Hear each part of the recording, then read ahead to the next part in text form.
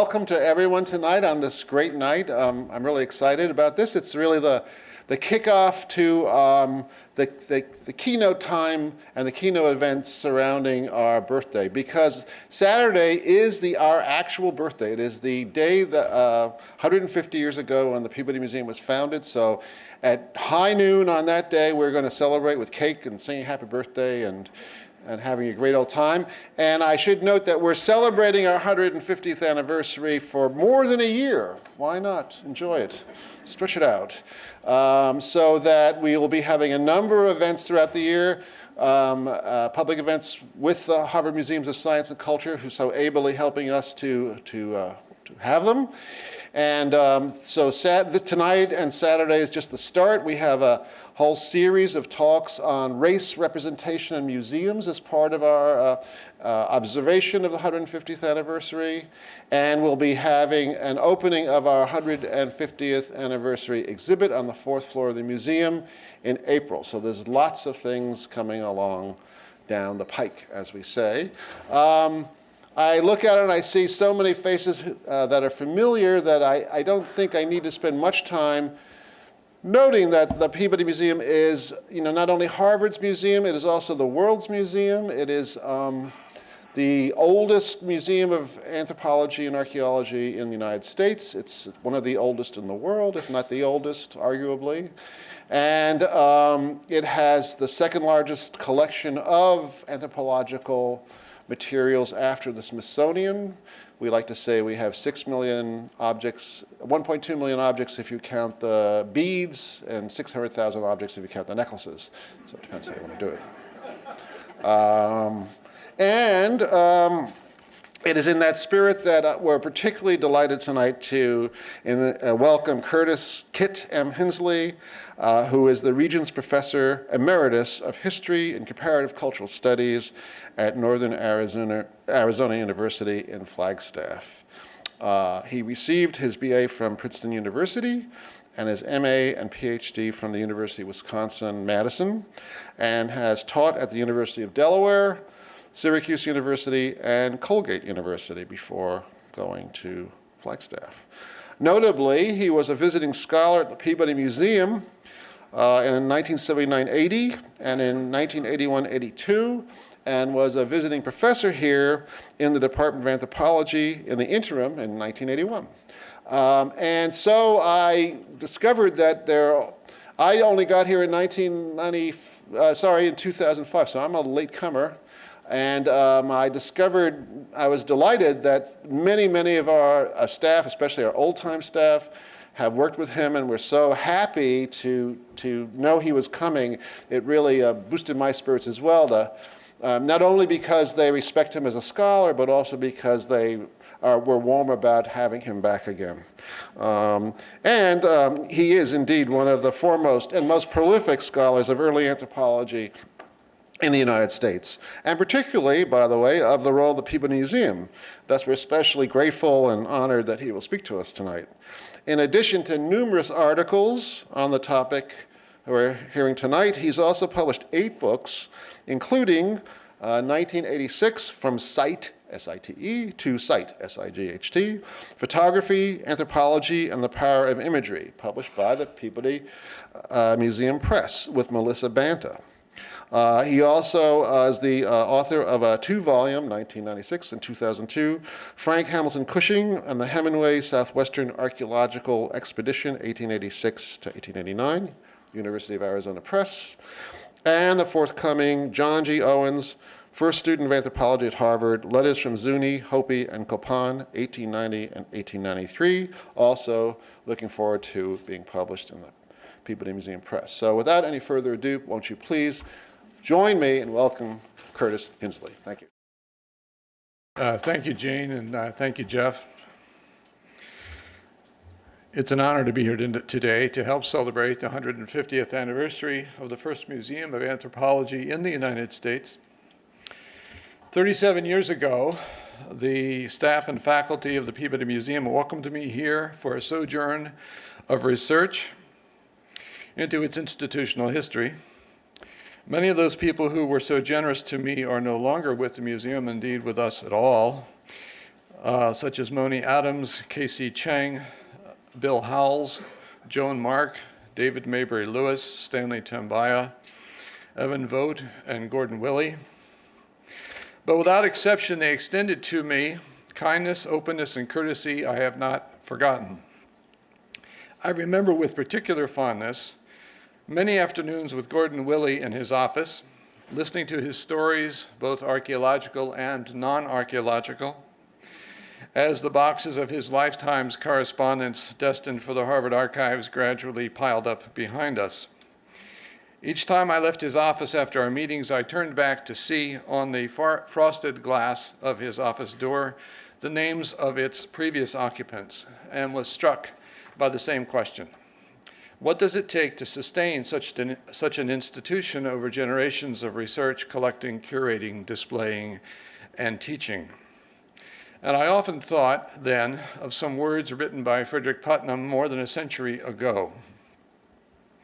On the last day of 1893, as he prepared to return from his work at the Chicago World's Fair to resume his positions at the Peabody and at Harvard, Putnam took time to write a note to Edward E. Ayer, a prominent Chicago businessman.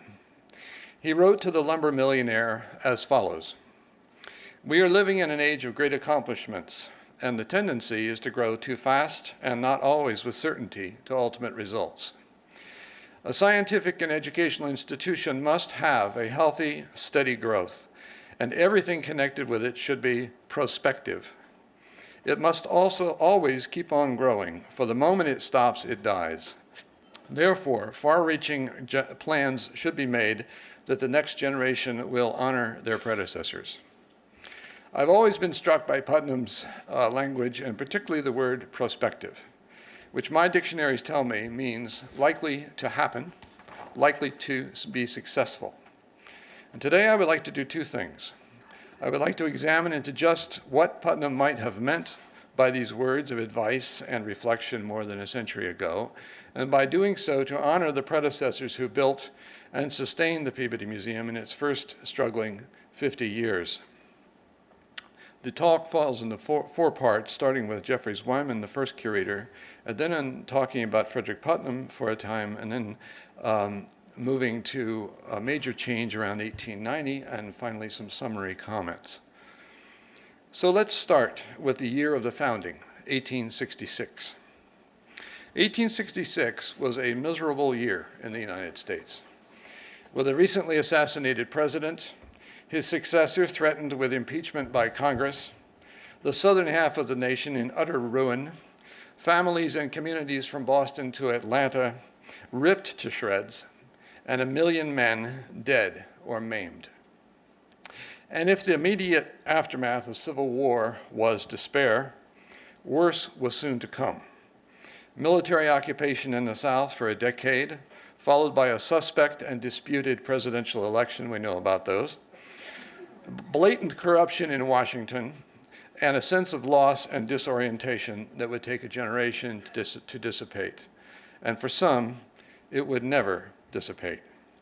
It is this pervasive sense of loss and disillusionment, which I will return to and explore in a few moments, the sense of values in need of recommitment and reconstruction under profoundly discouraging cultural and political conditions, that makes George Peabody's gift in October of that year all the more remarkable.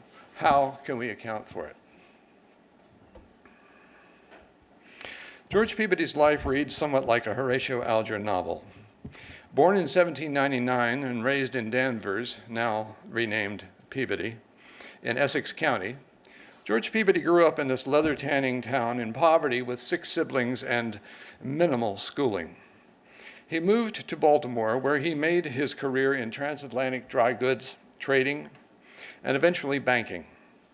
In 1837, he moved to London, where he remained for the rest of his life. Here, his highly profitable bank became the key institution for purchasing the bonds issued by American states. Very few banks would take those bonds, for building roads, bridges, and other infrastructure.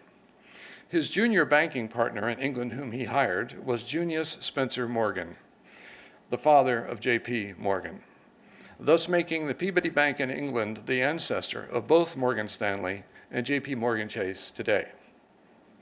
He retired in 1863 with a net worth of about $16 million, probably $250 million today, most of which he eventually gave away for educational purposes, both in the North and in the reconstructing South. The list of his benefactions is long, very long, including the future Peabody Museum in Salem, the Peabody Museum of Natural History at Yale, and $150,000 for this museum, probably about $3 million or more today. He never married, and he died in London at age 74 in 1869, but he is buried back here in the States in Salem. He has been considered by many scholars the father of modern philanthropy, the model for Carnegie, Rockefeller, and others. Peabody divided his endowment for the Peabody Museum into three funds: $45,000 for collections, $45,000 for a professorship, and $60,000 for a building fund. The building fund was to remain uninvested until it reached $100,000, at which point he instructed, quote, "It may be employed in the erection of a suitable fireproof museum building," oops, too far, there it is, museum building, upon land to be given for that purpose, free of cost or rental, by the president and fellows of Harvard College. The museum building would then become the property of Harvard Corporation. This began the relationship of the museum to the university. As long as the professorship remained vacant, he said, the proceeds of that fund could be used to buy collections. As it turned out, nearly a decade passed before building construction began, and since the Peabody professorship remained vacant until 1887, the annual interest from the professor fund supported collections for 2 decades. Peabody's initial board of trustees included his close Boston friend, Robert C. Winthrop, who, together with natural scientist Jeffries Wyman, and Wyman's closest friend, Harvard botanist Asa Gray, formed the executive committee of the new institution. Wyman also became the first curator of Mr. Peabody's new museum, and here is our first key to these events. Historian of science Toby Apple has written that at the first meeting in June of 1866, to discuss the proposed gift, former Harvard President James Walker stated bluntly to Mr. Peabody that while Harvard had more important immediate needs than a museum of archaeology and ethnology, again, some things never change, if Mr. Peabody would, quote, endow it handsomely, and if we can get a safe, sound, accomplished person like Jeffries Wyman to take charge of it, there can be no doubt of its ultimate success. Well, what did Walker mean by a safe, sound, accomplished person? And why did Jeffries Wyman seem to fit the bill? The answer lies partly with the individual who was excluded from the Peabody founding, Louis Agassiz. The exclusion was less a personal matter than an issue of scientific and cultural styles, which we can now see were embodied in Agassiz and Wyman. From the time of his arrival in the United States in 1846 from Switzerland for his first American tour of natural history lectures, the brilliant and compelling Agassiz had taken Boston, Cambridge, and Harvard by storm. Within a year, he had found funding for Harvard's Lawrence Scientific School and had been appointed professor of zoology and geology at a high salary. 3 years later, after the death of his wife in Switzerland, Agassiz secured his entree to Boston society by marrying Elizabeth Cabot Carey, a teacher who later herself became the first president of Radcliffe College. Over the next decade, as his reputation for scientific genius grew, Agassiz laid the foundations for his own Museum of Comparative Zoology, which opened in 1859. At the same time, though, Agassiz began to demonstrate an arrogance toward his students and a determined hostility toward Darwin's conception of evolution, leading in 1863 to the rebellion of virtually all his promising students, many of whom followed their fellow student, Frederic Putnam, to Salem. He had recruited Putnam when Putnam was 16. In the same year, Agassiz's resistance to President Charles W. Eliot's attempts to reform the Harvard curriculum and the Lawrence Scientific School curriculum forced President Eliot temporarily from Harvard to the New School in Cambridge, MIT. By 1866, then, Agassiz had many enemies, but he still stood as a model of male energy in science, a forceful and unquestionably successful entrepreneur for New England science and culture. In many senses, Agassiz was everything that Wyman was not, and vice versa. If Agassiz landed as a forceful outsider in Boston, Wyman was a quiet and reticent local boy, the namesake of a beloved Boston physician, New England-born, Unitarian, Harvard graduate, the ultimate insider. In contrast to the magnificent material presence of Agassiz, Wyman appeared almost ethereal. If Agassiz was robust, Wyman was ill and faded. As he migrated southward each winter, there was no assurance that this fragile, tubercular man would return for another spring. Agassiz possessed a massive ego. Wyman seemed to have been born without one. Agassiz fought fiercely for scientific status and priority, while Wyman gave away ideas and discoveries for others to use. Agassiz was panoramic in the sweep of his generalizations in natural history, while Wyman lovingly investigated the minute, the exceptional, and the individual in nature. By his death in 1873, Agassiz had built a major institution. Just a few months before Wyman's death, the following year, 1874, Wyman could still be found quietly dusting and ordering his private anatomical collections, which filled a single room in Boylston Hall. Wyman was unusually allergic to self-promotion, and in a sense, he could afford to be, preferring to let others push him forward. And he was equally cautious in his science. While Mr. Peabody had instructed that his new museum should address, and I quote, the great questions as to the order of development of the animal kingdom and of the human race, which have lately been so much discussed, that is to say, the problem of evolution. In fact, Wyman never took a clear public position on Darwin's theory of evolution by natural selection. And while he must have found the scientific challenge engaging, on aesthetic grounds, he spoke for a generation's despair. Quote, "This struggle for existence everywhere is an awful spectacle," he cried.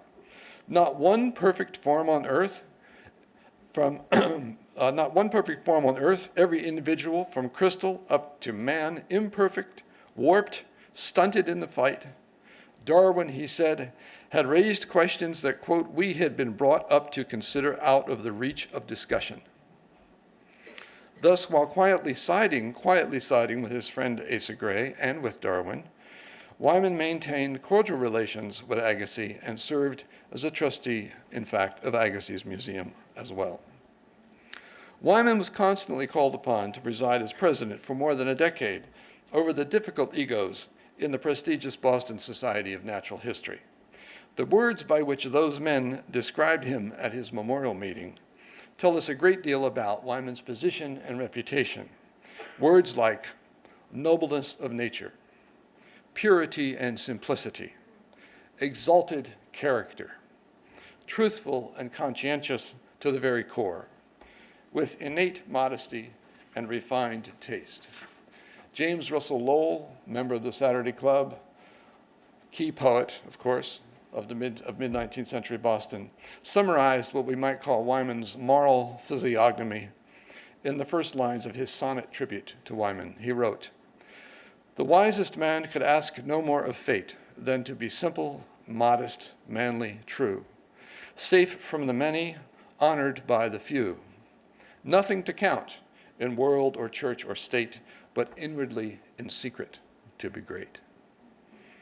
And Lowell closed by expressing his amazement in a final couplet as he said that such a man could spring from our decays. Lowell's phrases, notably his reference to our decays, help us understand the appeal and the meaning of Wyman, and perhaps one puzzle of the early Peabody Museum as well. The prospect of moral and social decline what historian Perry Miller some years ago called declension, is an old New England theme. The oldest, really, because it's the dark side of the city on the hill. At heart, it was the fear of breaking faith, of losing moral compass, personally or collectively, and thereby falling from God's favor. It haunted early New England, and it returned in a more secular form 2 centuries later in the immediate post-Civil War years when, amidst the hangover of militarism and death, threats to rectitude and even simple honesty seemed constant and ubiquitous. The chaotic decade that was ushered in by the end of the Civil War and the utter defeat of the South proved to be, for some, a time of unprecedented economic opportunity. A wild scramble for land, resources, and special privileges, especially in the exposed and vulnerable former Confederacy and in the inviting Trans-Mississippi West. But for others, what came to be known in Mark Twain's sardonic phrase as the Gilded Age amounted to a national nightmare of vulgarity and disillusionment. Viewed from the Washington vortex of this new world of scandal, the country appeared to the Massachusetts brothers Henry and Brooks Adams to be, as they said, quote, dragged on by an attractive power in advance which even the leaders obeyed without understanding it. For such men, the post-war American cultural landscape seemed dingy and barren, and yet suffused also with new and unpredictable, industrial, productive energies, and populated by men of undeniable ambition and force. To borrow historian Howard Mumford Jones's well-worn but still apt phrase, it did seem a new American age of energy. But could men of energy, and particularly men in pursuit of knowledge, also be men of honesty and character under modern circumstances, immune to the temptations of public acclaim or financial desire?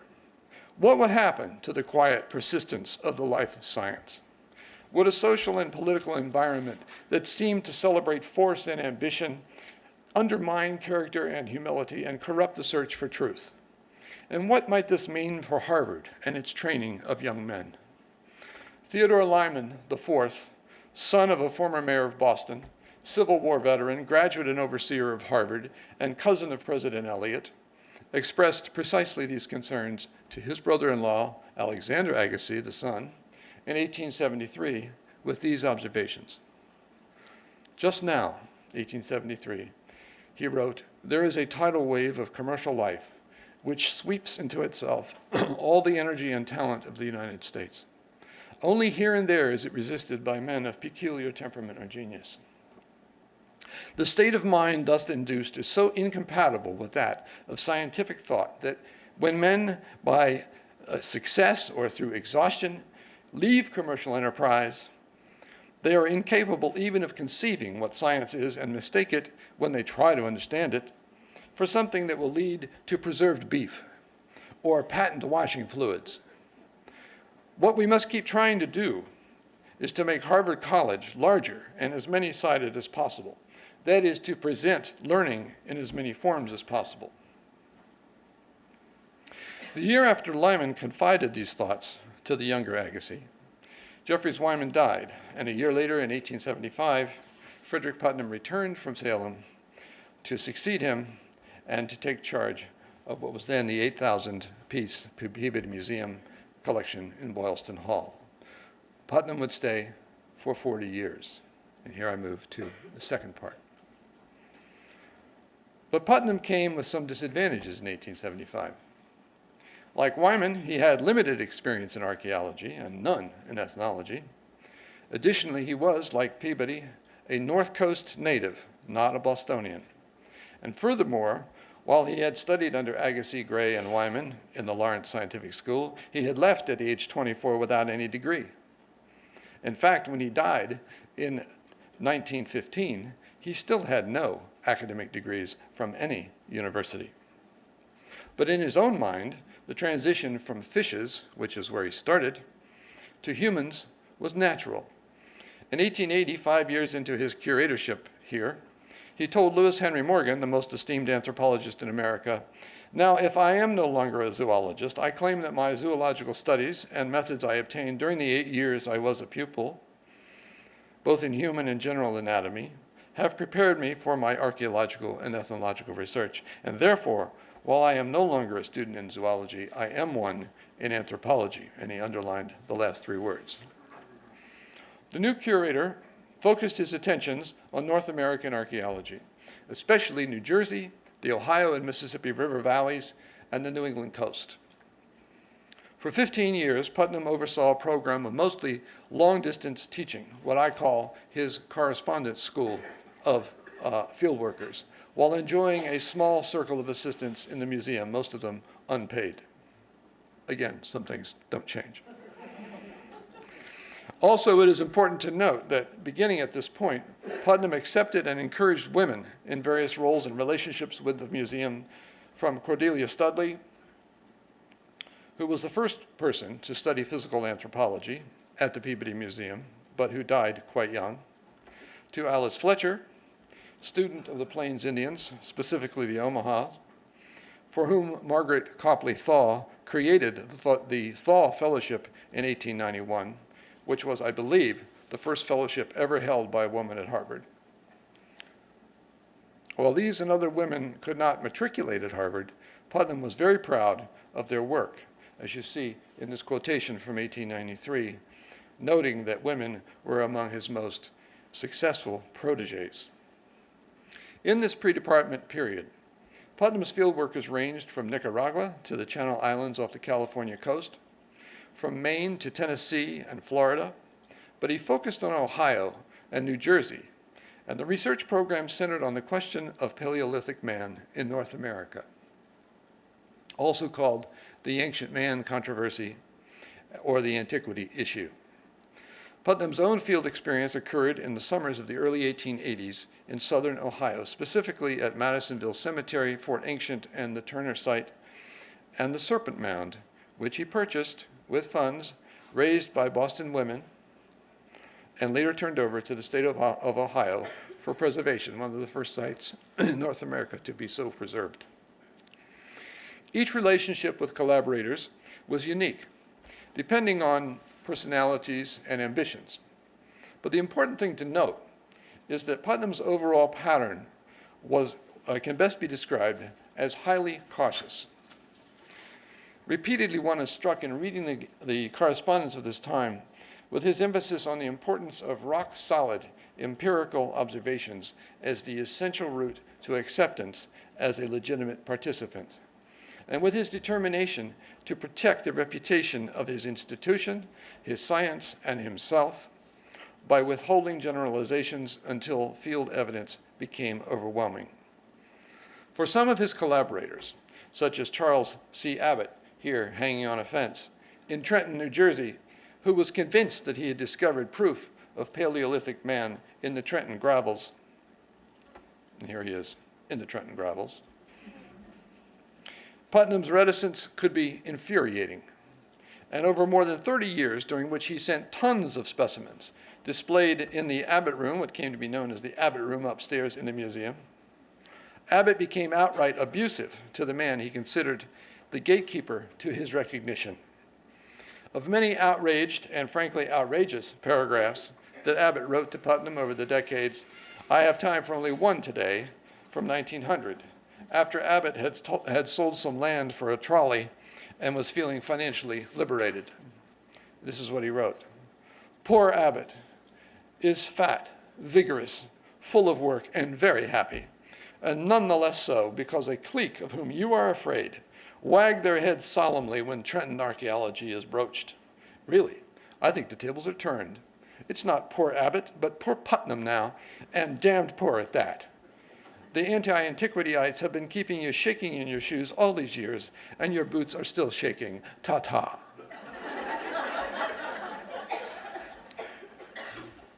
It's a great letter.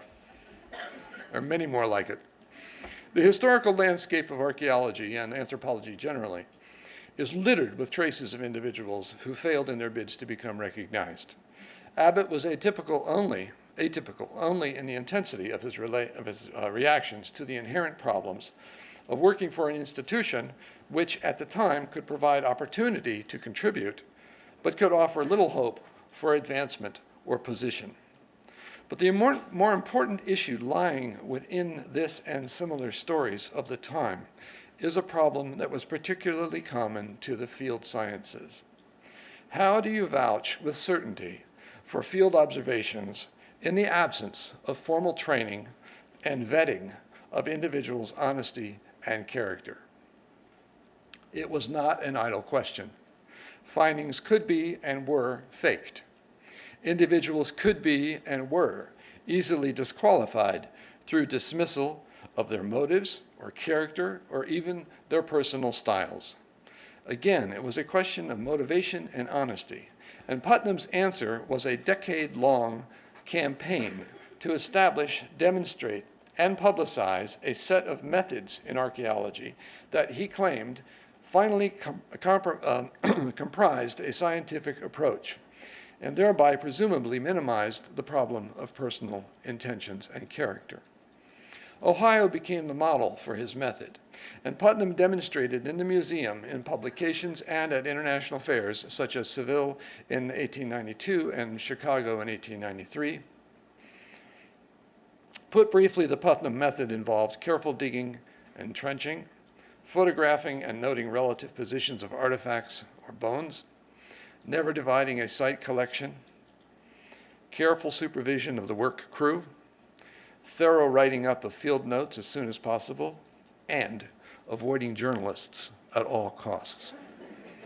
Photography was critical, as was the retention of all artifacts as a single collection.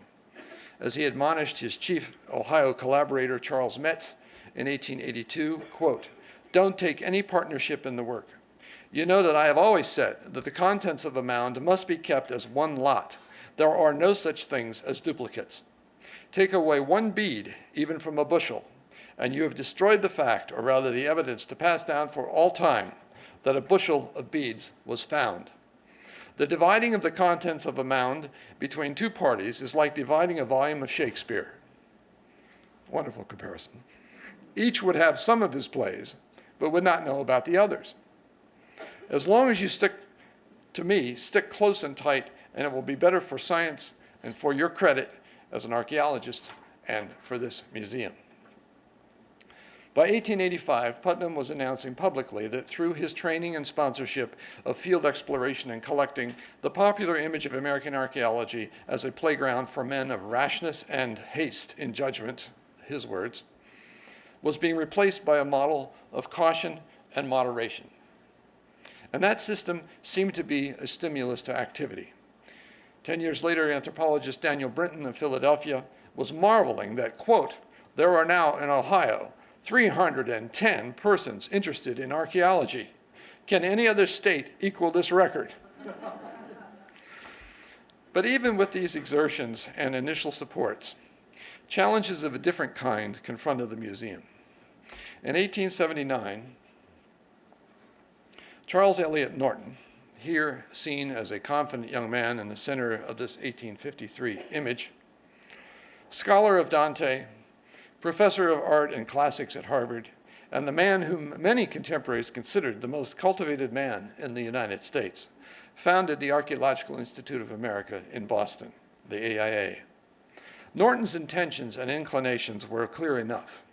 He wished to promote classical, largely Mediterranean archaeology and art for their own sake, and for the sake of the enlightenment of future generations of educated men like himself.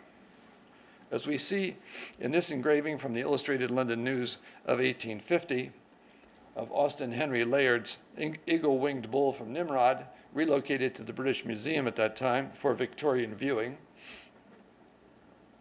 or Cleopatra's Needle as imagined on the banks of the Thames River in 1877.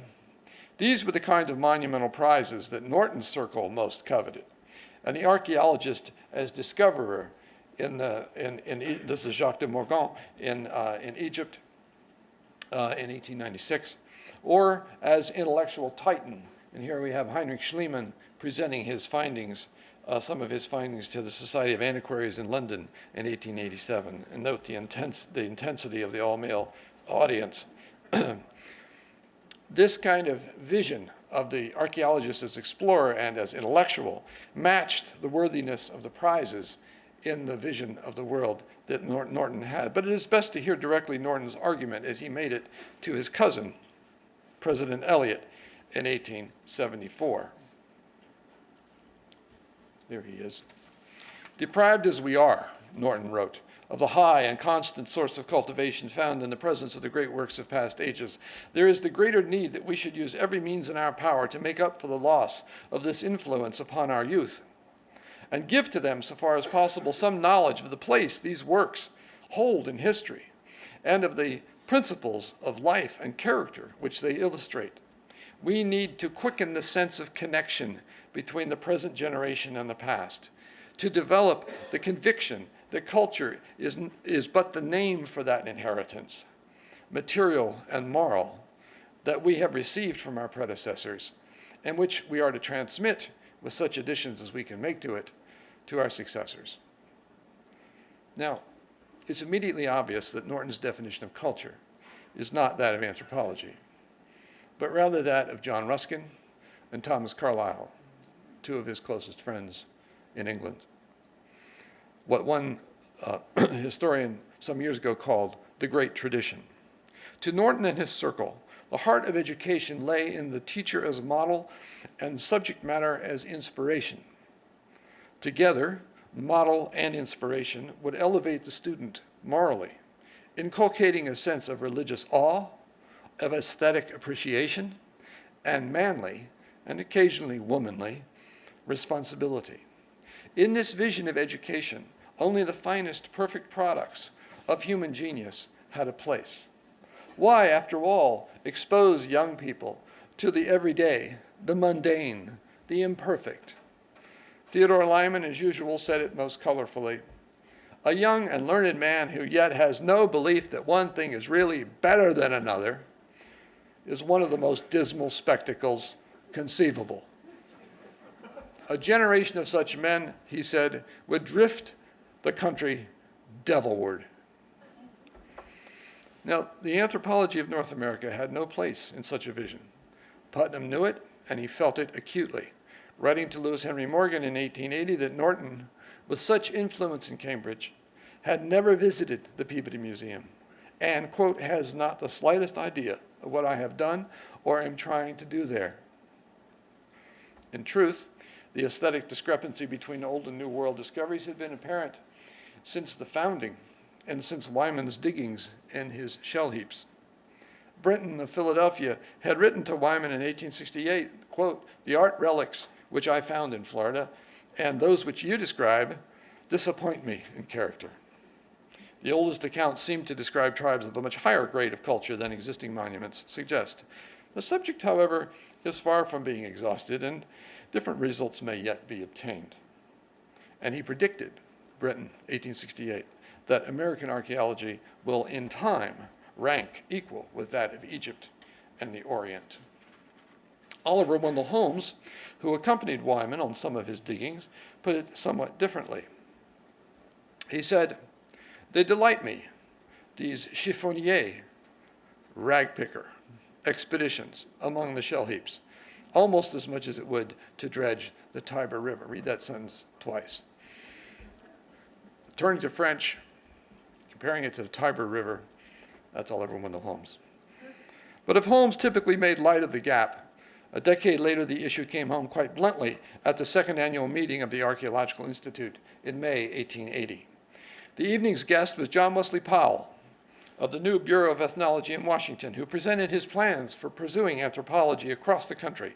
When he was finished, Charles C. Perkins, a wealthy art and music critic and trustee of the Fine Arts Museum, suggested that American materials would, after all, be available for some time, while there was currently a run on classical objects and sites, so it was important to focus overseas. Besides, added Francis Edward Parker, if knowledge was the purpose of the AIA, then the knowledge should be useful, not simply curious. Even if we possessed, he said, all the pottery ware, kitchen utensils, and tomahawks the Indians had ever made, he lectured Powell and Putnam, it would be no better for us. Only classical collections would, quote, improve the people and repay expenditure. Norton added, likewise, that, quote, What we might obtain from the old world is what will tend to increase the standard of our civilization and our culture. Putnam and Powell protested, but it was no use. Powell left Boston disgusted. Employing a metaphor from his Midwestern boyhood, he wrote, "Our archaeological institutes, our universities, and our scholars are threshing again the straw of the Orient for the stray grains that may be beaten out, while the sheaves of anthropology are stocked all over this continent, and they have no care for the grain which wastes while they journey across the seas." 2 months later, Norton summarized his opinions privately to Thomas Carlyle. "I don't care much for our American archaeology, though as president of the Institute I must say this under my breath." Across this great divide, as it's been called, between classicists and Americanists, there was, though, one significant point and very important point of agreement.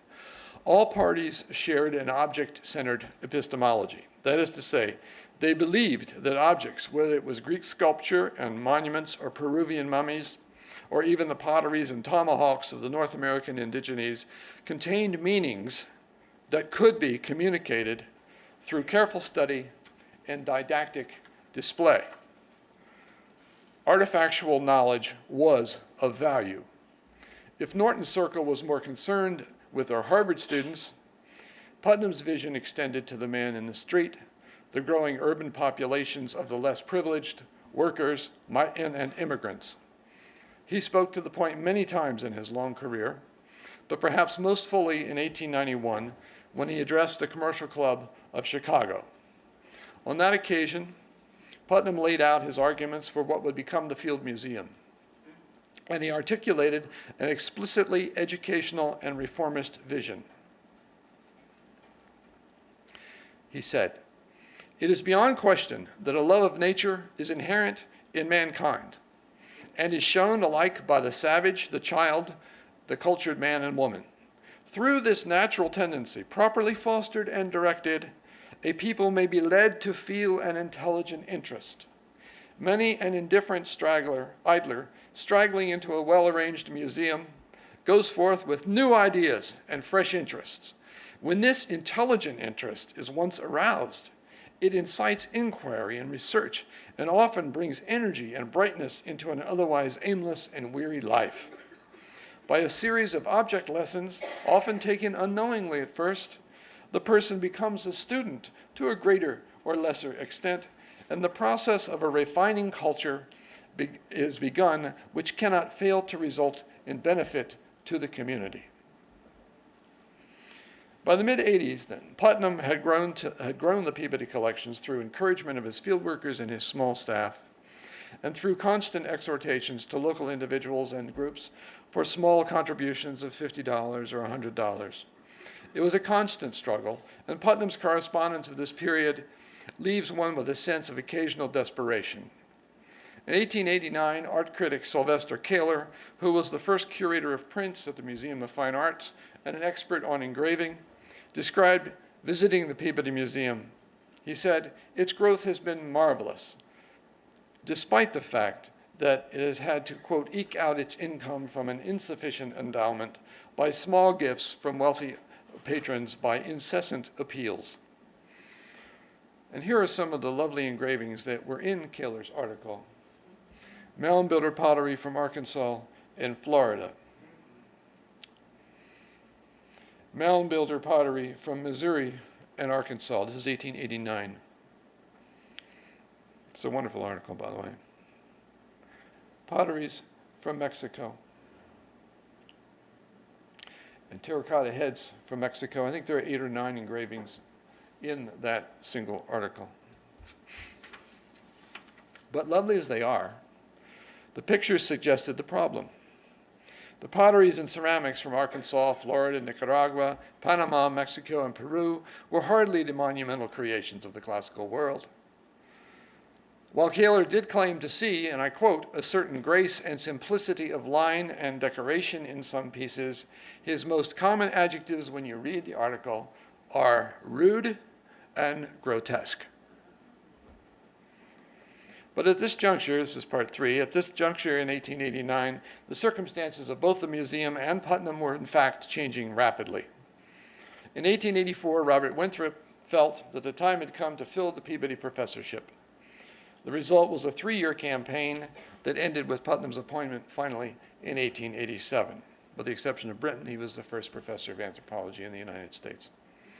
2 years later, the overseers named the museum's first visiting committee, chaired by Dr. Francis Weld and including investment banker Charles Pickering Bowditch. Weld and Bowditch established the museum's first fellowship, only one, first fellowship, a 3-year, $1,500 commitment.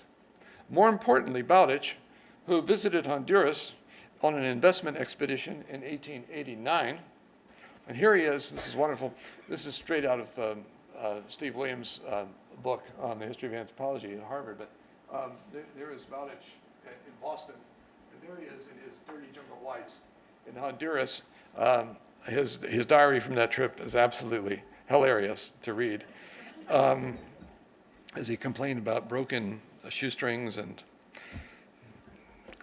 wet clothes and stuff that wouldn't dry, and so forth. Anyway, Bowditch had become, partly through this trip, very interested in Mayan history, in calendrical puzzles and hieroglyphics, and he soon funded the museum's first archaeological expedition to Copan, while Mary Hemingway established an important fellowship in 1891 that initially supported graduate student John Owens, first in the American Southwest, and then as first director of the Copan expedition. In the fall of 1890, Owens and George Dorsey formally applied to the Harvard graduate program to study with the new Professor Putnam toward a PhD. And a few months later, there was no department. A few months later, Harvard established the department in response, the Department of Archaeology and Ethnology, which now, of course, is anthropology, to make that possible. In 1892, Daniel Brinton, always watching everything happening from Philadelphia, wrote that, quote, "The rightful claims of anthropology will be recognized only when it is organized as a department by itself with a competent core of professors and curators, with well-appointed laboratories and museums, and with fellowships for deserving students." A great prediction. Brinton's prescription would not be filled, however, in Philadelphia for several decades more. But in only 4 years, from 1887 to 1891 at Harvard, the Peabody professorship was filled, the department was launched, the first fellowships were established, and the first students were enrolled. Sadly, Owens died in his second season at Copan. He would have been the first PhD. One of a series of losses of young people that Putnam suffered in his career. There he is a month before he died of yellow fever. And the molds, those are the young men who were carrying, those are the molds being carried back for shipment to the Peabody to make casts of the kinds of things you see today on the 3rd floor, I think it is, up on the 3rd floor. That's how it starts. Those are the paper molds that become the casts that show up ultimately in the museum. So Owens didn't receive the PhD, but Dorsey did and moved on to Chicago afterwards. But the turn to Mayan archaeology in 1890, largely determined by Bowditch and Putnam, effectively moved the museum, in the public eye at least, aesthetically, from the mundane to the monumental, from the clay pipes of Mississippi mound builders to the mysteries of hieroglyphic stele, ancient cities, and complex societies. The hieroglyphic stairway, seen here in the very early stages of excavation. There's one picture of it as it was originally found and cleared. There's another of it, what it originally looked like. It was one of those remarkable findings that contributed to this change in aesthetic appreciation. George Byron Gordon, who succeeded Owens at Copan and is not generally known for his romantic sentiments, wrote in 1894 of Copan's hieroglyphic stairway, there he is on it, "It has a curious attraction somehow. I have got so that I am not content unless I am there. My ambition now is to get a mold of every piece in it before leaving it again. It seemed that finally the ambitious daydreams of John Lloyd Stevens, who had first brought Mesoamerican prehistory to American consciousness in the 1840s, would finally be realized. Stevens had rhapsodized, writing in 1840, "If it stood at this day on its grand artificial terrace in Hyde Park or the Garden of the Tuileries, it would form a new order, this archaeology. A new order not unworthy to stand side by side with the remains of Egyptian, Grecian, and Roman art."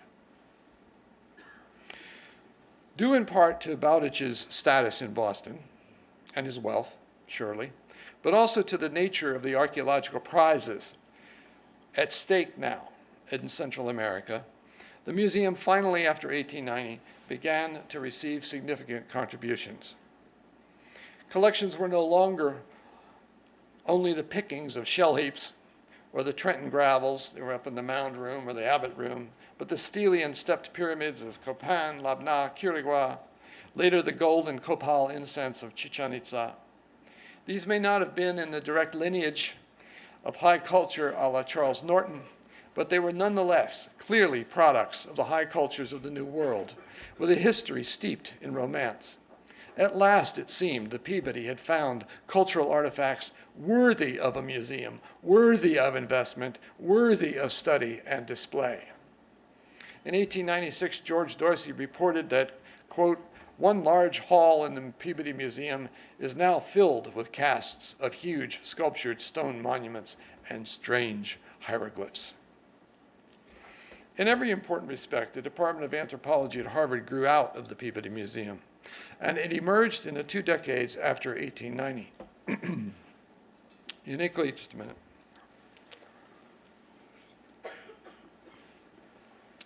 Uniquely, the original department offered only graduate courses, open to undergraduates only by instructor permission.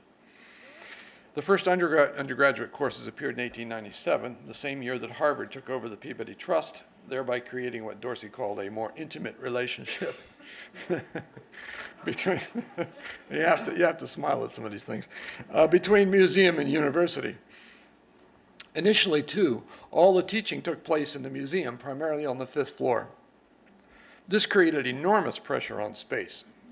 In Dorsey's words of 1897, they were teaching people in the hallways. They had cleared out some of the office space and had artifacts in the hallways and students running everywhere. The first decade was chaotic.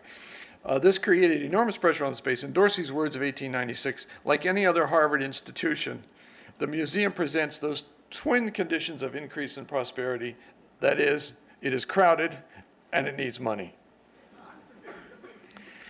It would take me far too long to tell the stories of the individuals who comprised Putnam's teaching staff in the first 2 decades. Suffice it to say that Putnam grew his department through ad hoc combinations of fellowship money, private subscriptions, and an arrangement whereby the museum received $27 for every student enrolled in a course, which led, by the way, initially to large courses and easy courses. The squabbling, as Alfred Kidder, among others, said in his diary, the squabbling with Harvard Corporation over inadequate support was endless. In 1901, the Museum Visiting Committee even noted to the overseers that through its basement boiler, the Peabody Museum had been heating the Semitic Museum across the street for free. But I want finally to return to Charles Bowditch and Central America, for here there is a final, but not final, really old lesson. Through the 90s and into the new century, as Putnam gradually filled out his new department with regular classes and faculty and fellowships and students, Bowditch looked in vain for a student to take on his beloved Mayan studies. He even convinced the Archaeological Institute of America to offer a generous graduate scholarship if he could find a student. For a time, Putnam and Bowditch placed their hopes on a young man named Alfred Kroeber, but he decamped for the new department at Berkeley. Reluctantly, Bowditch concluded they would have to train up someone, an undergraduate, whose name was Tauser, to prepare for the fellowship. "It is rather a long road to travel," he wrote glumly to Putnam, "to be obliged to educate a man, to take a scholarship, which we are anxious to fill, but I do not know any other way to accomplish the object." So after his Harvard College graduation at the turn of the century, Tauser held the AIA Central American Fellowship, as it was called, for 4 years. He then joined Putnam's faculty in 1905, and he stayed until 1949. He was truly Putnam and Bowditch's creation, and his appointment, Tauser's appointment, stabilized the teaching faculty. But there was something more important than this landmark. Bowditch considered and called Tauser, quote, "my scientific son." And their voluminous correspondence until Bowditch's death in 1921 is deeply moving and revealing. At one point in 1903, when Tauser was anxious to come home from the field to finish his PhD, this is Tauser in 1909, 1910, a few years later, but when Tauser was anxious to come home from the field to finish his PhD, Bowditch wrote in the familiar language of moral obligation. Here's what he wrote. "Dear Mr. Tauser, several working maxims have always been before me from my boyhood. Among these are, what you do, do with all your might, and when you enter into an agreement, carry it out to the letter. Whatever success I have had in life has come to me from following these maxims as nearly as possible." And after explaining his expectations to Tauser, he went on to say, "The longer you delay your field work, the less chance there will be of obtaining the information that's needed. And in order to carry out the understanding which you assumed with the fellowship, I feel sure you ought not to leave your work this next year. The material which you have collected can wait. Your degree can wait. I write you as I should to my own son, and I hope you will believe me when I say that my advice is given as much for your own ultimate good as for that of the understanding which you have entered into." Tauser stayed in the field. To summarize, one of the deepest fears in 19th century America was the apparent disappearance of true selflessness in the face of commercial self-interest and political or economic greed. Much of the civic activism in Boston and other urban areas of reform was, in effect, an attempt to reassert the spirit of selflessness and disinterested effort, which, it was insisted, must still be a primary human motivation. Selfishness in science was especially dangerous because science promised such power to shape society, and because the selfishness could take so many forms. There was, of course, always financial self-interest. But there was also the appeal to popularity, which was suspect too as an ego-gratifying substitute for quiet competence of the Wyman variety. Self-indulgence in the form of imaginative or fanciful theorizing must be discerned and distinguished from legitimate hypothesis, though granted the line was sometimes hard to draw. But in the end, and this is the important point, it came down to self-discipline. The signs of discipline and selflessness were the same as they had always been: self-restraint, self-respect, uprightness at home or in the field. Even good taste was a matter of selflessness, of removing the ego as much as possible from one's work. And so this is finally the fascinating double meaning of creating a discipline, and it reflected the concerns of George Peabody, Jeffries Wyman, Frederic Putnam, and their generations.